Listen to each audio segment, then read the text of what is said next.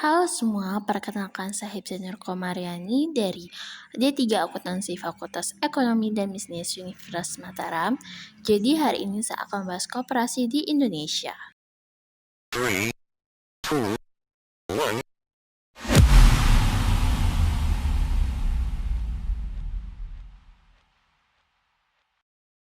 Tapi sebelum itu kita bahas dulu yuk. Ada yang tahu nggak sih apa itu koperasi? Tahukah Anda bahwa koperasi itu merupakan salah satu pilar perekonomian Indonesia? Mengapa? Karena koperasi merupakan wadah yang menebarkan kebersamaan, gotong royong, kesejahteraan bersama, berbeda dengan badan usaha lainnya yang berorientasi pada keuntungan pemilik wadah. Koperasi dibentuk oleh anggota dan untuk kepentingan anggota. Dia adalah badan usaha yang beranggotakan orang, perseorangan, atau badan hukum, koperasi yang menjalankan kegiatan berdasarkan prinsip koperasi serta berlandaskan asas kekeluargaan. Koperasi bertujuan untuk meningkatkan kesejahteraan anggota dan masyarakat melalui usaha yang dikelola secara bersama. Nilai utama dari koperasi adalah kebersamaan. Setiap anggota memiliki hak dan kewajiban yang sama dalam pengambilan keputusan maupun pengelolaan organisasi. Setelah kita bahas apa itu koperasi, ayo kita cari tahu mengenai prinsip-prinsip koperasi. Dalam menjalankan kegiatannya, koperasi itu menerapkan beberapa prinsip penting, yaitu pertama, keanggotaan bersifat sukarela dan terbuka. Yang kedua, pengelolaan dilakukan secara demokratis. Yang ketiga, anggota berpartisipasi aktif dalam kegiatan ekonomi koperasi. Yang selanjutnya ada pembagian hasil usaha dilakukan secara adil sesuai partisipasi anggota.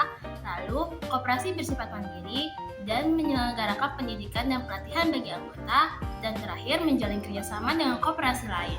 Jadi prinsip-prinsip tersebut menjadikan koperasi sebuah organisasi yang mengutamakan kepentingan bersama. Nah, setelah kita tahu nih teman-teman mengenai prinsip-prinsip koperasi, ayo kita cari tahu bersama mengenai jenis-jenis koperasi. Selanjutnya ada jenis-jenis koperasi. Jadi koperasi itu memiliki berbagai jenis sesuai dengan kebutuhan anggotanya.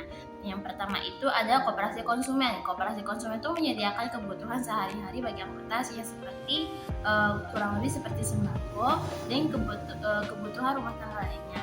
Yang kedua ada koperasi produsen. Nah, itu koperasi yang memiliki anggota dalam kegiatan produksi seperti kayak pembuatan barang-barang yang kreatif. Lalu selanjutnya ada koperasi simpan pinjam. Nah, koperasi simpan pinjam ini dia itu memberikan layanan tabungan dan peminjaman bagi anggotanya. Yang keempat ada koperasi pemasaran yang itu membantu memasarkan produk anggota. Yang kelima ada koperasi jasa yaitu menyediakan berbagai layanan bagi anggota. Nah, setiap jenis koperasi ini memiliki peran penting untuk mendukung aktivitas ekonomi masyarakat. Sudah tahu kan mengenai jenis koperasi? Kira-kira sumber modal koperasi dari mana aja ya? Yuk kita simak selanjutnya. Untuk menjalankan usahanya, koperasi itu memperoleh modal dari beberapa sumber. Jadi yang pertama dari simpanan pokok. Simpanan pokok itu simpanan yang wajib dibayarkan oleh setiap anggota. Nah, biasanya simpanan pokok itu diminta pada saat masyarakat ingin mendaftar menjadi anggota dari koperasi. Yang kedua itu ada simpanan wajib. Nah, simpanan wajib ini biasanya dibayarkan oleh anggota itu per bulan atau sesuai dengan kesepakatan atau perjanjian sewaktu ingin masuk ke koperasi ini. Yang ketiga itu ada dana cadangan. Nah, dana cadangan ini biasanya dibagi dari sisa hasil SHU yang sudah ditetapkan. Yang selanjutnya ada dana hibah. Dana hibah itu biasanya diberikan oleh orang lain yang ingin menghibahkan dana atau sedikit rezekinya untuk operasional koperasi ataupun untuk tambahan modal koperasi. Lanjut selanjutnya ada pinjaman atau sumber pendanaan lainnya yang sah. Nah, itu tergantung dari kebijakan pengurus serta pengawas dari koperasi tersebut. Nah, modal itu dapat digunakan untuk mengembangkan dan meningkatkan pelayanan kepada anggota. Nah, udah tahu kan mengenai modal-modal koperasi? Gimana selanjutnya kita bahas mengenai sisa hasil usaha. Yuk kita simak. Selanjutnya ada sisa hasil usaha atau SHU.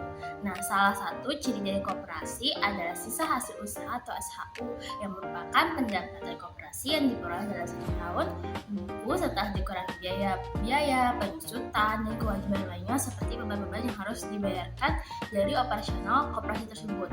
Nah, berbeda dengan dividen pada perusahaan, SHU itu dibagikan kepada anggota berdasarkan besarnya partisipasi dan jasa anggota dalam kegiatan koperasi. Nah, lalu bagaimana sih peran koperasi ini dalam perekonomian khususnya di Indonesia? Nah, yang selanjutnya ini peran koperasi dalam perekonomian, khususnya pada perekonomian masyarakat. Koperasi itu berperan dalam meningkatkan kesejahteraan anggota, menciptakan lapangan kerja, memperkuat usaha mikro kecil, serta mendorong pemerataan ekonomi. Oleh karena itu, koperasi itu sering disebut sebagai suku buruh perekonomian Indonesia. Salah satu faktor yang mendukung dari perekonomian Indonesia.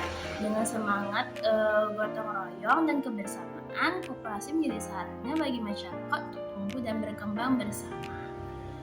Koperasi bukan hanya sekedar badan usaha, tetapi juga gerakan ekonomi yang mengutamakan nilai kebersamaan, demokrasi, kesejahteraan. Melalui koperasi kita belajar bahwa keberhasilan tidak hanya diraih secara individu, tetapi juga bisa menjadi kerjasama untuk mencapai tujuan bersama. Koperasi dari anggota oleh anggota dan untuk anggota.